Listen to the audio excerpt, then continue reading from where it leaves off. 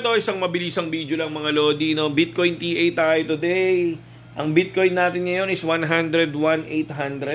So, may nakikita akong malaking liquidation banda dun sa area na yon.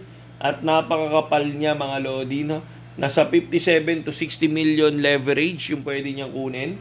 Tapos kung mapapansin natin, dun lang yun sa high leverage, pero dun sa mga mababang leverage halos nasa 34 million, 44. So, total of nasa ano to? I think nasa 450 leverage, no? 450 million leverage siya. So possible na kunin niya ni Bitcoin, no? Kasi kinuha niya na sa ilalim, nasa 101,200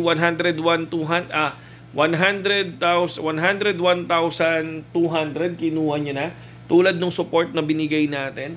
So ngayon possible aangat to mga Lodi, papunta siya doon sa 103 ang TP1 ko dito, 104 TP2 and 105 yung TP3 natin mga Lods. Okay? So tingnan natin yung mismong Telegram.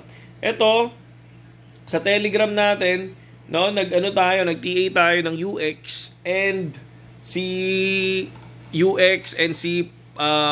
Popcat, no? So far TP4, si Popcat and si UX is profited na yung mga tropa. Ayan sila, no?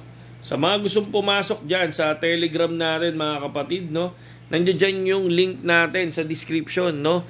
Pwede nyo gamitin si BitGet, pwede nyo rin gamitin kung may BitGet kayo, gamitin nyo si B2Nix. Pero, mas prepared kung gamitin nyo si BitGet. Kaya lang, kung ayaw nyo i-delete yung account nyo kay BitGet, pwede nyo gamitin si B2Nix. And then, register. Syempre, dapat mag-first trade kayo. Tapos, screenshot nyo yun, isend nyo sa akin. Nandoon din yung mismong, nandoon din sa YouTube channel ko, dyan sa description kung saan nyo ako ipipm. No? Sa Telegram nyo ako ipm. Okay? Sa Telegram. Yun lang naman yan. Yun lang. Ganun lang ka-basic yung TA natin. Sa Bitcoin, TA ako once a day. Tsaka, or pwedeng twice, no? Pwede din. Pero dun sa ano naman natin, dito sa ating altcoins, no? Everyday tayo nag-TTA dito mga kapatid, no? Depende sa market, depende sa galaw ng market. Sa ngayon, yung TA natin ay